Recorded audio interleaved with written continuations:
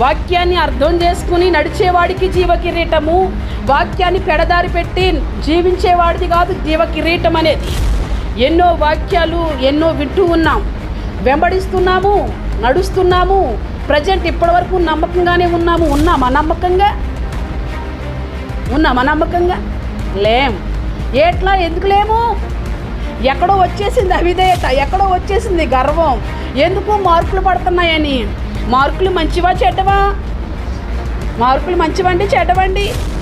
మంచివే కదండి. మరి మంచి మార్కులు వేసేటప్పుడు ఎందుకు చెడిపోవాలి మనం? ఏ బేలు రక్తము మొర్ర పెట్టినట్లుగా మందిరంలో కూడా నీ యొక్క ప్లేస్ మొర్ర పెడుతూ ఉంటుంది దేవునికి. స్తోత్రం. కొన్ని పరిస్థితుల్లో తప్పక సహవాసానికి ఆగామనుకోండి, డోంట్ వర్రీ. ఎందుకని? పరిస్థితులను బట్టి. అందులో ఎట్లాంటి పరిస్థితులు అయి ఉండొచ్చమ్మా? అనారోగ్యంతో శరీరము సహకరించలేనప్పుడు, ఓపిక లేనప్పుడు ఏమైనా ఆగితే ఓకే. ఇక మనకు అర్థమయ్యేటట్లుగా ఇంకా చెప్పుకోవాలంటే సోదరి ప్రైజ్ రెడ్ అండి కరుణ ఎక్కడికి వెళ్ళింది? డెలివరీకి వెళ్ళింది, తన ఊరికి వెళ్ళింది. అట్లాంటి పరిస్థితిలో సహవాసానికి కొన్ని నెలలు దూరంగా ఉందనుకోండి, ఓకే కదా. మరి ఇంకా ఈ రెండు కాక, బలహీనతలు కాక, ఎట్లాంటి కార్యక్రమాలు కాక మిగతా వాళ్ళు ఏమైనట్లు? నీ ప్లేస్ మొర్రపెట్టి నీ మీద కంప్లైంట్ ఇచ్చేస్తుంది. దేవుడు, నేను ఎప్పుడూ చెప్తాను, భూత వర్తమాన భవిష్యత్ కాలాల్లో ఉన్నాడు ఈయన. భవిష్యత్తులో కూడా ఈయనే. ఆ భవిష్యత్తులో నువ్వు లేకపోవచ్చు, ఆ భవిష్యత్తులో నేను లేకపోవచ్చు, ఎవరికిలా లేకపోవచ్చు. మన పితరులైన అబ్రహాంలా మనం లేకపోవచ్చు, మన తాత అమ్మమ్మలు ఏమయ్యారో అట్లా మనము లేకపోవచ్చు. కానీ మన పితరులకు ఉన్నది దేవుడే మనకు దేవుడు. ఈ భవిష్యత్తులో ఉన్న వారికి కూడా ఈయన ఏమైనా స్తోత్రం. ఈయన దేవుడు, ఇంకా వేరే దేవుడు ఏమీ లేడు. కానీ భవిష్యత్తులో ఉన్న సంగతులు కూడా ఈయన చెప్తాడు. కాబట్టి భవిష్యత్తులో నువ్వు బెండ్ అయిపోతావని నేను దీవించట్లేదు. ఆయన ప్రార్థనలన్నీ వృధా అయిపోతున్నాయి అనుకుంటూ ఉంటాం. ఎంత ప్రార్థన చేసినా ఏంటి, ఏమి కనిపించట్లేదు, అభివృద్ధి కనిపించట్లేదు ఏంటి అనుకుంటాం. దేవుని బిడ్డ, కుటుంబము సవ్యంగా నడవడం కావాలి ఎవరికైనా కదండి. కుటుంబంలో ఏ కొరత లేకుండా ఉండడమే కావాలి ఎవరికైనా. చక్కగా 5 ఏళ్ళు ఎప్పటికప్పుడు వెళ్ళడమే కావాలి ఎవరికైనా. సమృద్ధి అంటే అది. సమృద్ధి అంటే ఏంటి? నీకు ఏది తక్కువ కాకుండా ఉండడమే సమృద్ధి. నీ ప్రతి అవసరము తీర్చబడమే సమృద్ధి. మరి అట్లా తీర్చబడకపోవడానికి కారణం ఏంటి అంటే, నువ్వు భవిష్యత్తులో ఎక్కడో దేవుని దూషిస్తావు, భవిష్యత్తులో ఎక్కడో దేవుని విడిచిపెడతావు. అందుకని ఈరోజు ఆశీర్వాదం రావట్లా. నువ్వు ఈ రోజు కోసం ఎదురు చూస్తున్నావు, భవిష్యత్తు ఆయన చెప్తున్నాడు. స్తోత్రం. నువ్వు భవిష్యత్తులో ఇట్లా ఉంటావు, భవిష్యత్తులో నువ్వు ఈ పోలికల్లో ఉంటావు, భవిష్యత్తులో నువ్వు అట్లా ఉంటావు. అందుకని ఏ స్థితిలో పెడితే ఆ స్థితిలోనే సంతృప్తిగా ఉండాలి అంటుంది బైబిల్. ఎందుకు సంతృప్తిగా ఉండు ఆ స్థితిలో అంటుందంటే, రేపు ఏమైనా డిస్టర్బ్ అయిపోతావేమో, రేపు దేవుణ్ణి అమ్మేస్తావేమో, రేపు నీవేమైనా దేవునికి దూరం అయిపోతావేమోనని దేవుడు నిన్ను చేయనివ్వట్లేదు. ఈ సంగతి తెలుస్తుందా? నమ్మకము నమ్మకము నమ్మకము అంటూ వస్తున్నాం. నమ్మకం ఏమైపోయింది? మన సంఘానికి అనగా వెంబడిస్తున్న వారికి కొన్ని ఆజ్ఞలు ఉంటాయి కదా. మరి ఆజ్ఞను పాటిస్తున్నామా? ఎప్పుడైనా వెళ్ళిపో, ప్రార్థన ఆమె అనగానే పో అంట నేను కదా. మరి ఈ మాటలన్నీ ఏమైపోయినాయి? భయం లేదండి నాకు, ఓకే. ఇంకేం లేదు. భక్తి లేదండి నాకు, ఓకే. ఇంకేం లేదు. దేవుడన్నా, దేవుడు సేవకుడన్నా ఏమాత్రం కూడా దేవుని ఆజ్ఞ అన్న నిర్లక్ష్యం అండి ఎక్కువ నాకు అని. ఈరోజు నిర్లక్ష్యం ఎలా మనిషిని పతనం చేసింది. ఒక మనిషి దేవుని రాజ్యానికి దేవుని రాజ్యము రావలసిన వాడు, ఆ వ్యక్తి ప్లేస్లో దేవుని రాజ్యం ఇంకొకడు వెళ్ళిపోయాడు. ఎవరుండాలి? దేవుని రాజ్యంలో నీ పేరుందనుకోండి, నువ్వే వెళ్ళాలి. దేవుని రాజ్యంలో నా పేరుందనుకోండి, నేనే వెళ్ళాలి. దేవుని ఏర్పాట్లో ఉన్న నేను సైడ్ అయిపోయి, ఎందుకని? ఎక్కడో కాస్త డుమ్మా కొట్టేశాను, ఎక్కడో మనుషుల వైపుకి వెళ్ళిపోయింది మనసు, ఎక్కడో ఇంట్లో వాళ్ళ మీదకి వెళ్ళిపోయింది మనసు. దేవుడి మీద ఉన్న కాస్త మనస్సు దేవుడు సహాయం చేసి ఒక పేరిస్తుంటే, దేవుడు సహాయం చేసి కాస్త విలువిస్తుంటే, మనం ఏం చేస్తున్నాం? దేవునికి కాస్త విలువ వచ్చినప్పటికీ ఏదో ఒకటి చేస్తూనే ఉంటూ ఉంటాం. ఈరోజు ఒక దేవుని సేవకురాలు ఫోన్ చేసి, బెడ్ మీదే ఉన్నాను అప్పటికి నేను, ఈరోజు చాలా విషయాలు దేవుడు చెప్పాడు. షారోను, రూతు, దయామణి, రమ్య వీళ్ళందరి కొరకు చెప్పాడు, సత్యవతి. ఇవన్నీ చూసి కొంచెం ప్రార్థన చేసుకుని మళ్ళీ ఈరోజు సండే అని చెప్పి మళ్ళీ బెడ్ ఎక్కేసాను. ఎక్కగానే ఫోన్ వచ్చింది, ఆవిడకి ఇవ్వండి అని. ఈయనే మాట్లాడుతున్నారు, ఈయన నాకు ఇవ్వబోయారు. ఈయన చాలా సేపు మాట్లాడారు, ఆవిడ చెప్పినవి అన్నీ విన్నారు. తర్వాత నాకు ఇచ్చారు, ఏం చెప్పిద్దా పద్దాక నాకు ఇమ్మంటుంది కదా. నేను ఒకటే అన్నాను, నీ సొదంతా పెట్టకు, ఈరోజు నేను వేరే స్పిరిట్తో ఉంటాను. నీ సొదవిని నీకు సలహా ఇస్తూ ఉంటే నా దగ్గర ఉన్నది పోతుంది వెనక్కి. ఏమైపోతుంది? నాలో ఉన్నటువంటి నాలో ఉన్నటువంటి అభిషేకం కానివ్వండి, నాలో ఉన్నటువంటి జ్ఞానం కానివ్వండి, నాలో ఉన్నటువంటి దేవుని యొక్క ఏమైనా ఆలోచన చేయండి. దేవుణ్ణి మహిమపరచవలసిన నీవు, దేవుణ్ణి మహిమపరచవలసిన నీ భర్త, దేవుణ్ణి మహిమపరచవలసిన నీ బిడ్డలు. మరి కయ్యను హేబేలు యొక్క రక్తమే మొర్ర పెడితే నీ బిడ్డల కొరకు, నీ కుటుంబం కొరకు, మందిరూములో ఉన్న ప్లేసు, ఆ లోటు, ఆ ఎలుతు, ఏమండి ఎండలండి అంటూ ఉంటాం. ఫంక్షన్లో ఎట్లా ఉంటారు? కూర్చుని ఉంటారా, పొడుకుని ఉంటారా? కూర్చునే. ఓ ప్రయాణం చేయాలనుకోండి, ఎట్లా ఉంటుంది ప్రయాణం? కూర్చున్నా పొడికినా. మందిరంలో ఏంటండి, ఓ ఫంక్షన్లోకి వెళ్తే ఎన్ని గంటలు కూర్చుంటాం? అంత సుకుమారులు అయితే ఎవ్వరు లేరుగా, అంత సుకుమారులు అయితే బువ్వ రాదుగా కదా. ఈరోజు నేను ఇక్కడ ఒక 2 గంటల నుంచి ఉంటేనేగా, ఎవరికి వాళ్ళే కష్టం ఉందిగా. మరి ఎందుకు? ఎక్కడికన్నా ప్రయాణం చేయాలంటే కూర్చునే చేయాలా, పని చేయాలంటే నుంచోవడం, స్టాండింగ్, ఇంకా వంగిని పని చేయాలి, ఏదో రకంగా పని చేస్తూనే ఉండాలి. అంటే సుఖభోగులము కాదా మనము? అంటే సుఖాన్ని అనుభవించే వాళ్ళం కాదు. మందిరానికి వచ్చినప్పుడు ఎండని, మందిరానికి వచ్చినప్పుడు ఏదో ఒక షాక్ అని, మందిరానికి వచ్చినప్పుడు హాలిడే అని, రోజు 366 రోజులు నీ ఇష్టం వచ్చినట్టు తిరుగుతావా బిడ్డ? ఒకవేళ తిరగడానికి నీకు 6 రోజులు సరిపోవట్లేదా? 6 రోజులు సరిపోవట్లేదా? దేవుడిచ్చిన 6 రోజులు స్వేచ్ఛకు సరిపోవట్లేదా? నువ్వు కష్టపడడానికి సరిపోవడం లేదా? నువ్వు కష్టపడి తినడానికి సరిపోవడం లేదా? లేకపోతే నీకు ఏమైనా సెలవు దినాలు ప్రకటిస్తే తిరిగి రావడానికి 6 రోజులు సరిపోవడం లేదా? ఇవన్నీ లెక్కలోకి వస్తాయి. ఎందుకు లెక్కలోకి వస్తాయంటే నేను చెప్పట్లేదు, ఇవన్నీ లెక్కలోకి వస్తాయని దేవుడు చెప్తున్నాడు. దేవుణ్ణి నమ్మాను అంటున్నావు, దేవుణ్ణి ఆరాధిస్తున్నాము అంటున్నావు, దేవుని వెంబడిస్తున్నాము అంటున్నావు. ఎందుకు వచ్చింది నీకు? మధ్యలో ఎందుకు వచ్చింది గర్వం? మధ్యలో ఎందుకు వచ్చింది హెచ్చింపు ధోరణి? మధ్యలో ఏమొచ్చేసిందంటే, నేను పోయిన వారం ఇలాగే మెసేజ్ గుడ్ ఫ్రైడేకైనా నీకోసం చెప్తా. గుడ్ ఫ్రైడే రోజుని మాట్లాడుతూ యేసు సిలువను జ్ఞాపకం చేసుకుని ఆయన శ్రమల గురించి మీకు చెబుతూ నీకు విడుదల సమీపించింది అన్న నేను. ఆ రోజు మొదలు పెట్టారండి. ఈ రోజు వరకు ఏమైనా రాత్రి వరకు బుర్ర, ఈ పక్క ఒకరు, ఈ పక్క తల్లి, పక్క కూతురు బుర్ర తింటానే వచ్చారు. ఏంటి మీరు చెప్పలేదు? మంచిది ఇచ్చాడు దేవుడు, శబాస్ వచ్చింది, ఏం కాదులే అని చెప్పినా లేదు. మేము వినాలి అని ఆశ ఉండాలి, తెలుసుకోవాలి అని ఆశ ఉండాలి, ఆతృత మనకు ఉండాలి. ఏ విషయంలో? ముసలమ్మ ముచ్చట్ల విషయంలో కాదు, సొల్లు కబుర్లు, బొల్లు కబుర్ల విషయంలో కాదు. దేవుడు మాతో ఏం చెప్పాడు? అమ్మా మీతోనే చెప్తున్నాడు ఆ దేవుడు. నా గురించి, బావ గురించి ఏం చెప్పట్లేదంటే, ఆ అమ్మాయి బావ మనకు వద్దని చెప్పు, వాళ్ళు వదిలే, వాళ్ళు మనల్ని విడిచిపెట్టి వెళ్ళిపోతారుగా అని ఒక డైలాగ్ వేసాను. గుండెకాయలు కాస్త కిందకి జారిపోయినాయి. దేవుడు విడుదల సమీపించిందని చెప్తే ఆ రోజు నైటు, అంటే గురువారం నైటు కదా, గురువారం నైటు ఈ హార్ట్ అంతా పట్టేసిందంట ఆమెకి. చాలా బలహీనరాలు అయిపోయిందంట. ఇది రాత్రి చెప్తుంది. నేను చెప్పిన తర్వాత నేను ఫ్రీగా వెళ్ళి మాట్లాడి వద్దాము అని లక్ష్మి గారికి కూడా మాట ఇచ్చాను. నేను లక్ష్మి గారికి మాట ఇవ్వడానికి కారణం ఏంటంటే, బేబమ్మ ఇంటికి వెళ్ళడానికి ఆ స్టోరీ చెప్పి వాళ్ళ ఇంటికి వెళ్ళి ఇంక అన్నీ చూసుకుని వచ్చేద్దామని. కానీ ఎక్కడండి ఖాళీ లేదు. ఎండ చూస్తుంటే నాకైతే భయం వేస్తుంది. నేను అందుకే బయటకు రాలేకపోయాను. కానీ వదలలేదు. అప్పుడు ఇట్లాగమ్మా మంచిగానే వచ్చింది, ఎట్లా దేవుడు చూపించాడు, దేవుడు తప్పక నీ కార్యం చేస్తాడు, ఇట్లా అమ్మ అని చెప్తే అవి వెంటనే చెప్పి ఆ రాత్రి అంతా మా అమ్మాయి మజ్జిగిస్తూ ఉండేదండి, మా ఆడబొడుచు గాలి సురుతూ ఉండేదండి. నా గుండంతా పట్టేసింది, చచ్చిపోతానేమో, అయిపోయింది, నా చాప్టర్ క్లోజ్ అయిపోయింది. ప్రభువా బ్రతుకుంటే రేపు నన్ను నీ మందిరానికి తీసుకువెళ్ళని ప్రార్థన చేసుకుంటుందంట. మనిషి ప్రాణము ఎంత డెలికేట్ అండి. నీ వస్త్రానికి ఉన్న గ్యారంటీ కూడా నీ ప్రాణానికి లేదు బిడ్డలేరా. దేవుడి దయ నీకు ఎంత అవసరమో ఒకసారి ఆలోచన చేసుకో.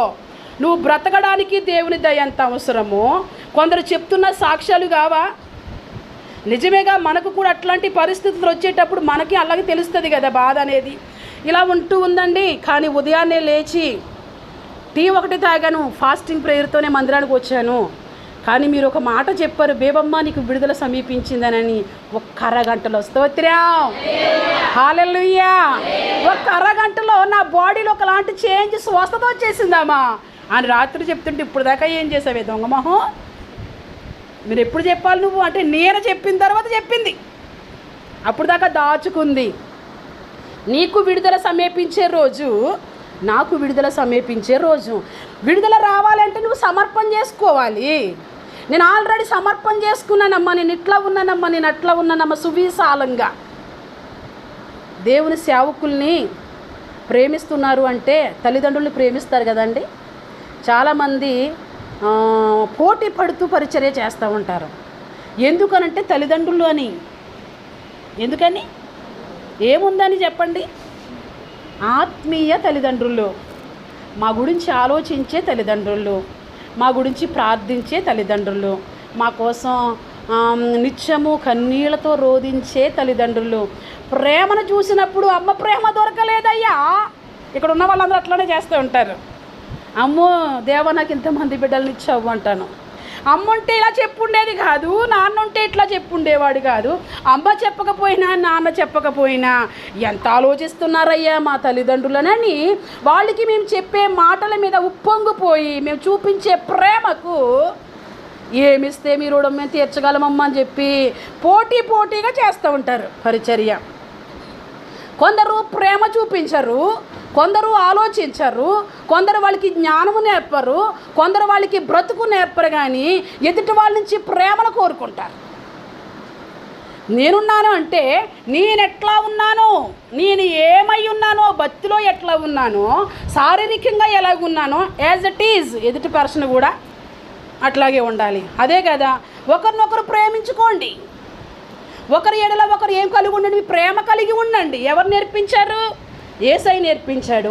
మనమేమంటాం, నేనే బాగుండాలి నువ్వు బాగోకూడదు అంటాం. మనమేమంటాం, నేనే తినాలి నువ్వు తినకూడదు అంటాం. మనమేమంటాం, నేనే ధరించాలి నువ్వు ధరించకూడదు అంటాం. ఇది మన నైజ్యం. కానీ దేవుళ్ళలోకి వచ్చాం కాండి మన ప్రేమ అంతా ఎవరిది? మనుషుల ప్రేమ కాదు. మనుషుల ప్రేమ నమ్మితే నిలువును ముంచేస్తుంది. ఇది దేవుని ప్రేమ. స్తోత్రం. ఈ దేవుని ప్రేమని నేను చేస్తుంది పైకి లేపుతుంది. అశ్రద్ధ పనికిరాదు, నిర్లక్ష్యం పనికిరాదు. దేవుని మందిరానికి దేవునికి ఇవ్వాల్సిన సమయము, దేవునికి ఇవ్వాల్సినటువంటి ఆ యొక్క రోజును పవిత్రముగా దేవునికి మనం అర్పించాలి. స్తోత్రం.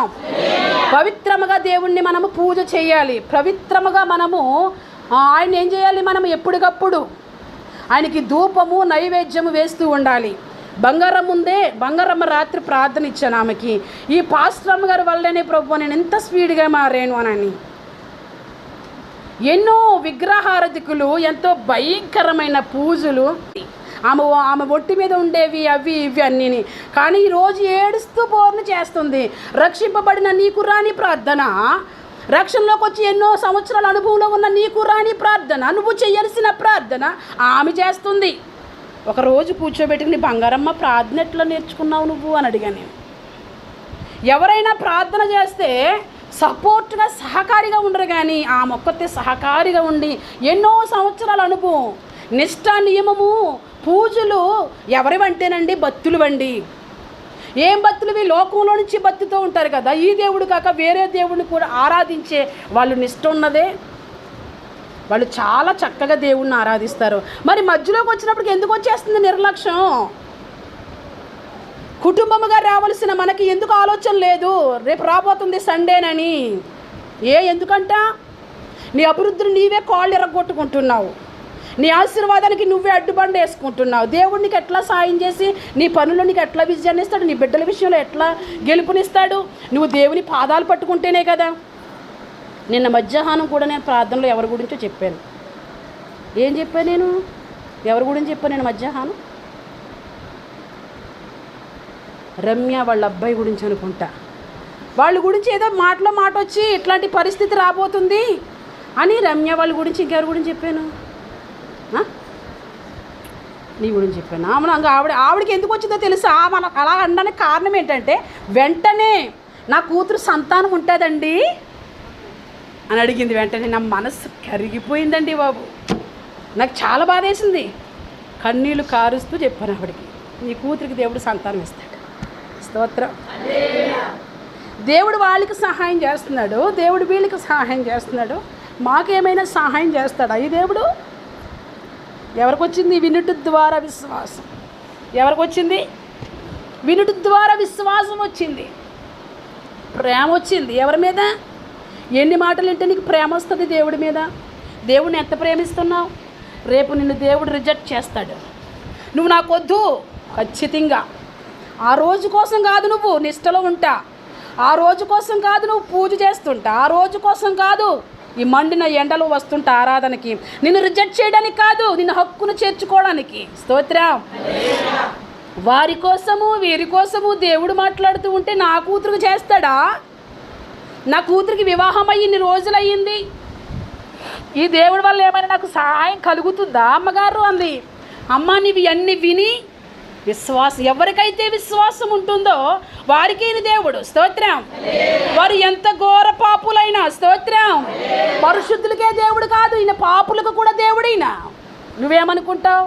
నేను చాలా నిష్ఠగా ఉన్నాను, నేను చాలా పరిశుద్ధంగా ఉన్నాను, నేను బాప్తిసం పొందేశాను, నేను రక్షణలోకి వచ్చేసాను, ఈయన నాకే దేవుడు, నా పక్కన కూర్చున్న దానికి రక్షణ లేదు, నా పక్కన కూర్చున్న దానికి మారు మనసు లేదు అని అనుకోకు. వాళ్ళు ఆల్రెడీ ఎప్పుడో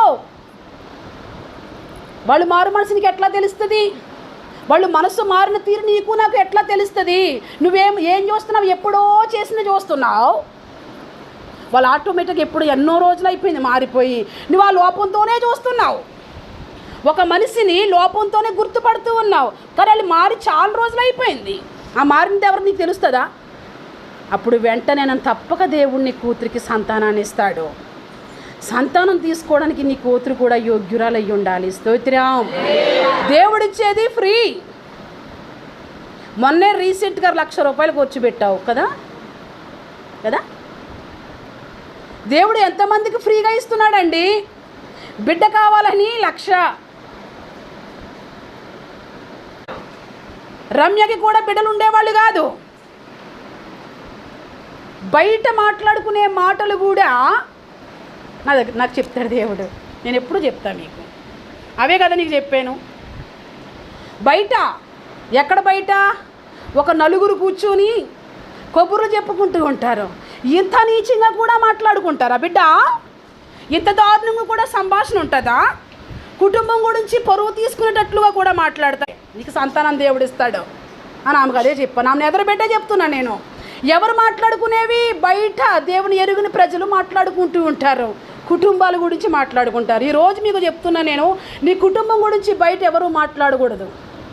మీ భార్య భర్తల మధ్యన ఉన్న ప్రేమ అనురాగాలు బయట మీరు మాట్లాడుకోకూడదు. స్తోత్రం.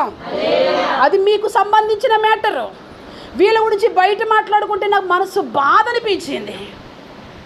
అనిపించి నీకు సంతానం దేవుడిస్తాడు, ప్రార్థన చేసుకో.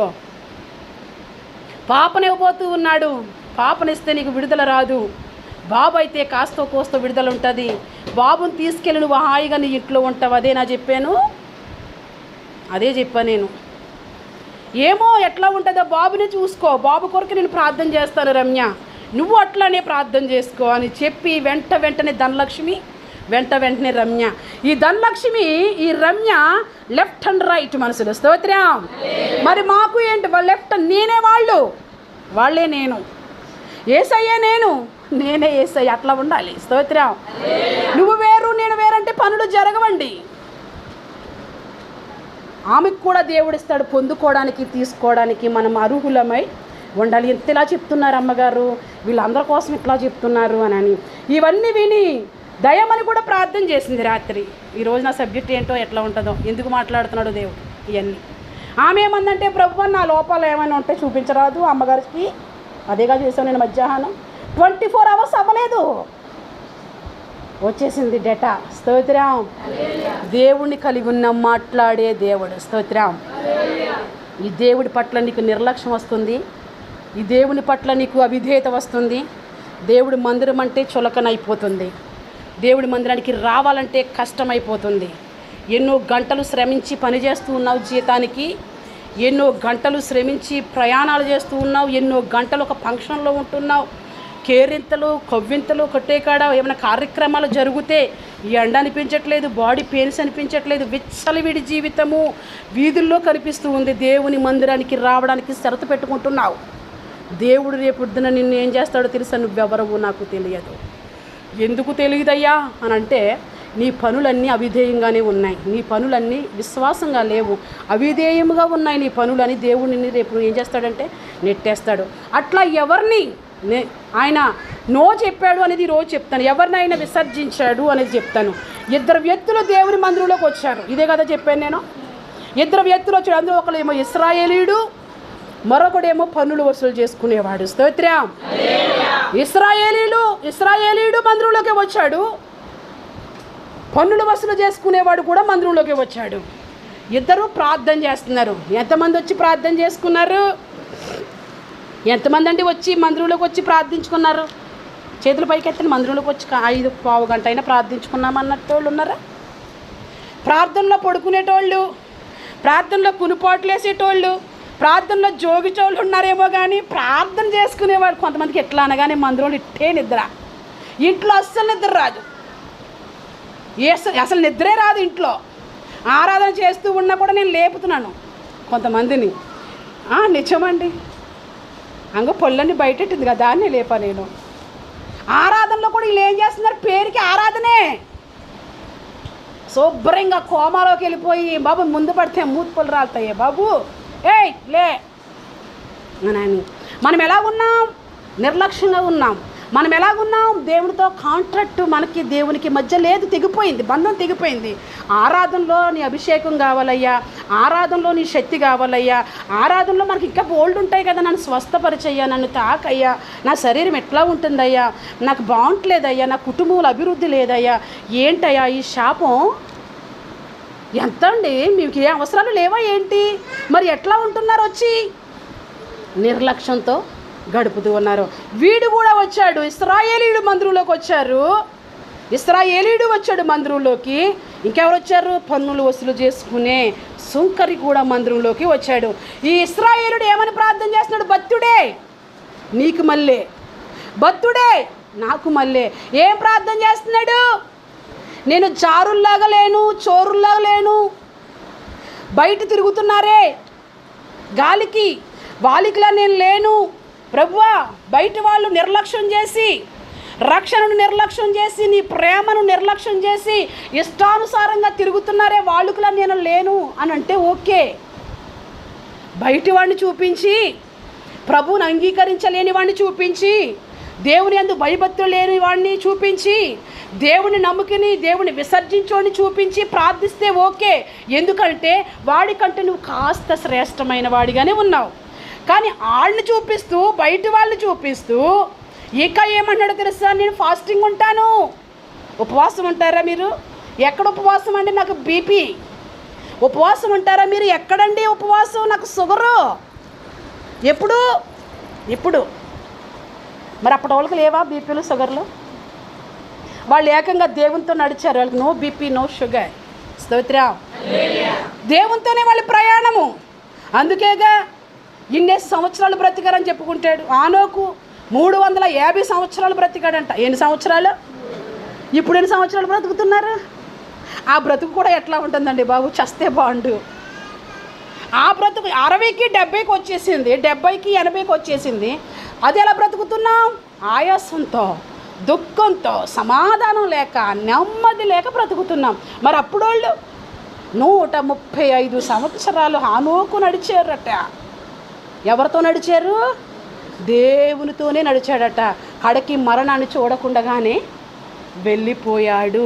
మనకి ఇంకేం కావాలి విశ్వాసం కలగడానికి? నీ సంవత్సరాలు ఎన్ని? రక్షింపబడిన సంవత్సరాలు ఎన్ని? మరి ఎన్ని సంవత్సరాలు ఎంత నమ్మకంగా బ్రతికావు క్రీస్తు కొరకు? ఇన్ని సంవత్సరాలు బ్రతికావా? ఓ 20 సంవత్సరాలకు 30 సంవత్సరాలకు ప్రభువుని అంగీకరించావేమో. ప్రభువుని అంగీకరించిన తర్వాత ఒక సంవత్సరం బిగ్గా నడుచుంటాం, 360 రోజులు ఏదో ఒక సంవత్సరం నడుచుంటాం, మిగతా సంవత్సరాలన్నీ దొమ్మ కొట్టే ఉంటూ ఉంటాయి. మనం నమ్మకముగా ఉంటే ఆశీర్వాదం అనేది వస్తుంది. ఇతగాడు అంటాడు కదా, ఇశ్రాయేలుడు అంటాడు కదా, ఈ పరిచయుడు అంటాడు కదా, నేను వారానికి 2 రోజులు ఉపవాసం ఉంటాను. ఎందులోని? ప్రార్థనలో. నువ్వేమిస్తున్నావో చెప్పాలి, ఎట్లా ఇస్తున్నావో చెప్పాలి. అంతేగాని వాడికిలా లేను, వీడికిలా, వాడు వీడు వద్దు. వాడి మీద ఉన్నది దేవుని దయే, నీ మీద ఉన్నది దేవుని దయే. నీవు కాస్త అట్లా ఉన్నావు, ఎందుకో నీకు ఆ స్వామి ఆధిక్యత ఇచ్చాడు, ఎందుకో వాడిని ఆ టైప్లో పెట్టాడు. ఆ టైప్లో పెట్టింది ఆయనే, ఈ టైప్లో పెట్టింది కూడా ఆయనే. బలిసినోళ్ళు అని చెప్పి వాళ్ళ మీద దేవుని కన్ను పెద్దదై లేదు, బక్క చిక్కినోళ్ళు అని చెప్పి వాళ్ళ మీద దేవుని కన్ను చిన్నదై లేదు.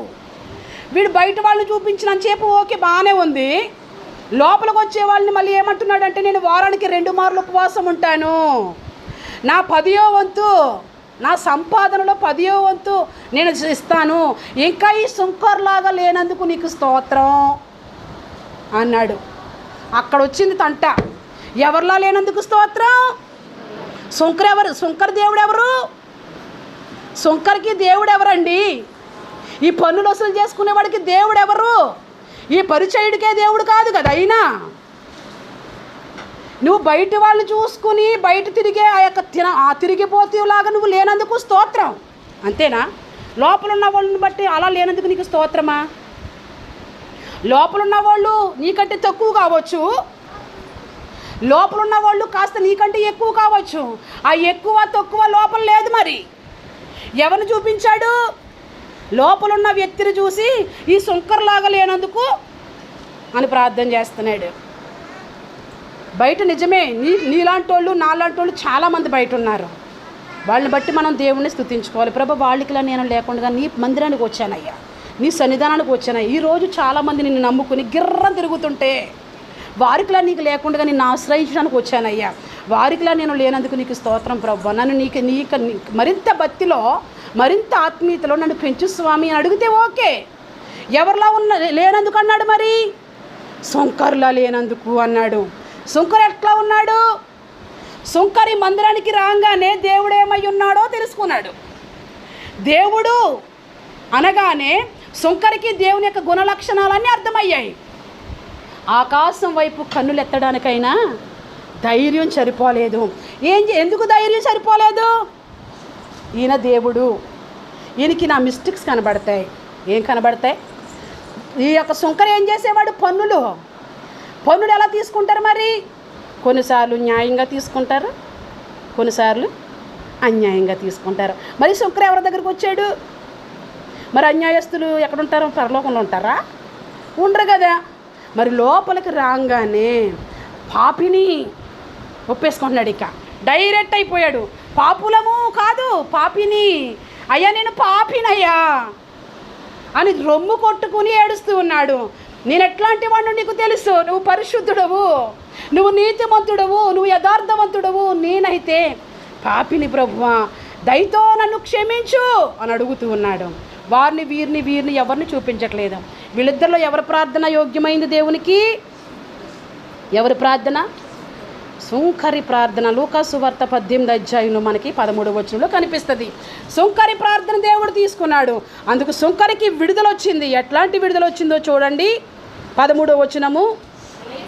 అయితే సుంకరి దూరముగా నిలుచుండి ఆకాశము వైపు కన్నులెత్తుటకైనను ధైర్యము చాలక రొమ్ము కొట్టుకొనుచు, దేవా ఏంటంటే దేవా పాపినైనా నన్ను ఎవరి గురించి చెయ్యట్లేదు, నేను పాపిని అనగానే నన్ను కరుణించు అనగానే దేవుడు పాపాన్ని ద్వేషిస్తున్నాడు కానీ పాపిని కాదు. స్తోత్రం.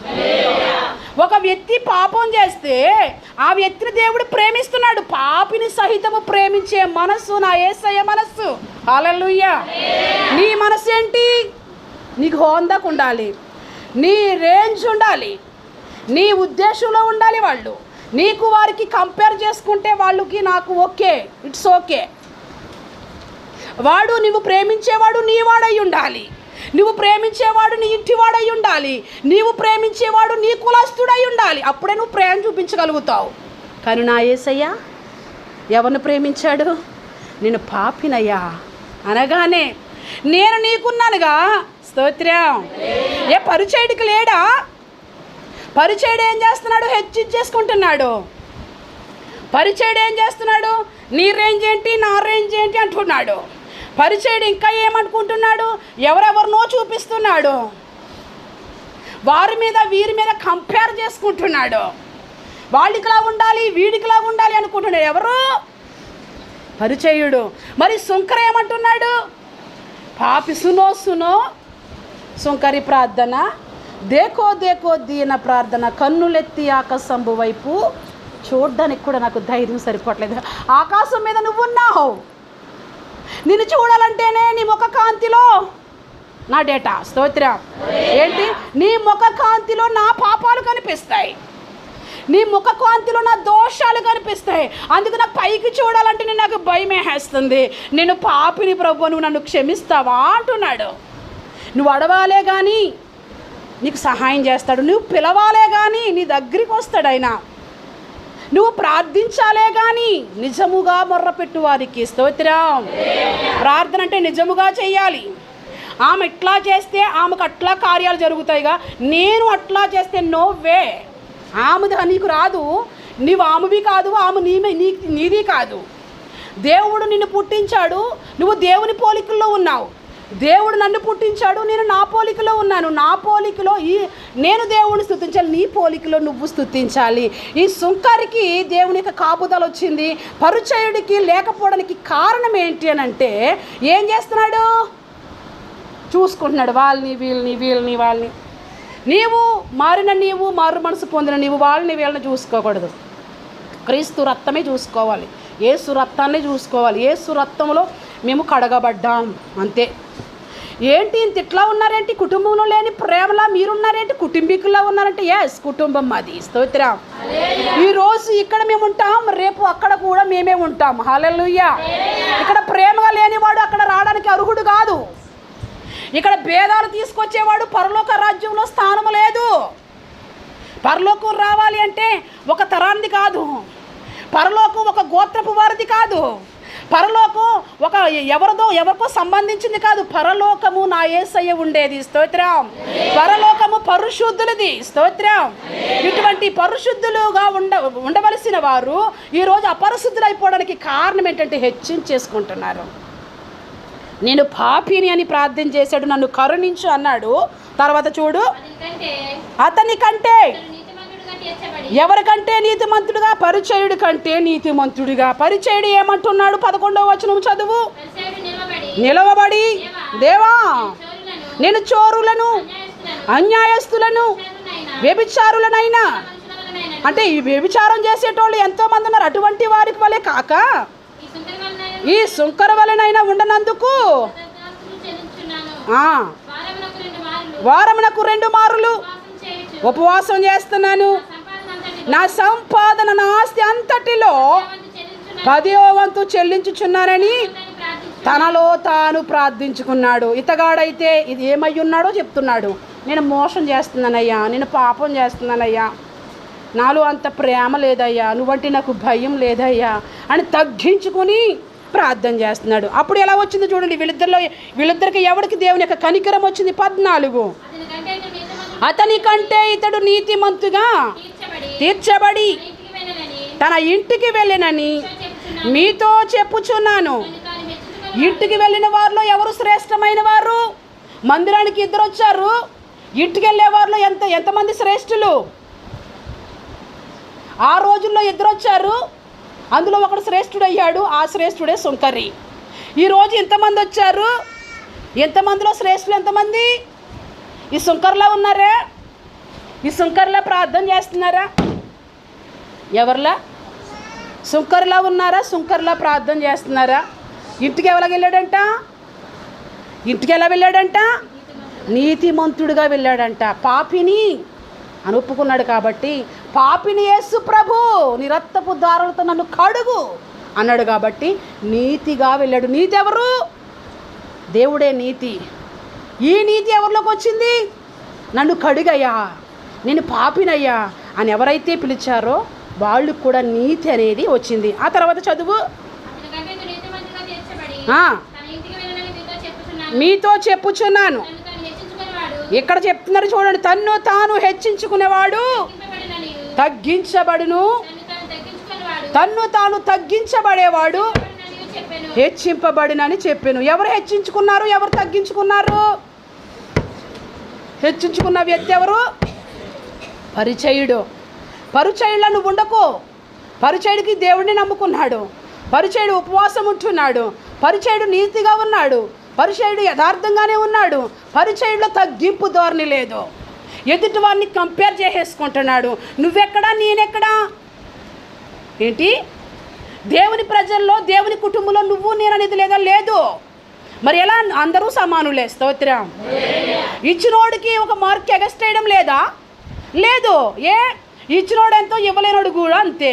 వాడి సామర్థ్యం కొలిది వాడు చేస్తున్నాడు, నీ సామర్థ్యం కొలిది నువ్వు చేస్తున్నావు, అంతే. హల్లెలూయా. సామర్థ్యం ఉండి చెయ్యకపోతే ఆ తీర్పు వేరేగా ఉంటుంది. సామర్థ్యం ఉండి చెయ్యకపోతే, సామర్థ్యం కొలదే కదా చేసేది. సామర్థ్యం ఉంది, శక్తి ఉంది, బలం ఉంది, విసర్జించే ధోరణి ఉంది, అందరితో కలవకుండా ప్రత్యేకంగా ఉండే ఆ క్వాలిటీస్ కూడా ఉన్నాయి పరిచర్యల్లో. అందుకనే వ్యభిచారులతో నేను కలవలేదు, జారులతో చోరులతో నేను కలవలేదు, బయట ఉన్న వారితో నేను కలవలేదని చెప్తున్నాడుగా. ఎంత నీతి ఉంది. కానీ ఏమైపోయాడు? దేవుని మందిరంలోకి వచ్చిన తరువాత హెచ్చించుకోవడం ప్రారంభించాడు. హెచ్చించుకున్న వాళ్ళు ఇప్పుడు తగ్గించుకుంటూనే ఉంటారు. తగ్గించుకున్న వాళ్ళు తగ్గించుకున్నప్పుడు నీ హెచ్చుని ఎవడు ఆపలేడు. ఇదిగో తలుపు నీ ఎదుట తెరవబడి ఉంది, దాన్ని ఎవడేయగలడు? ఓపెన్ చేశాడు దేవుడు. హెచ్చుకి ఓపెన్ చేశాడు. ఎంతమంది ఏం చేసినా అది ఆగదిక. స్తోత్రం.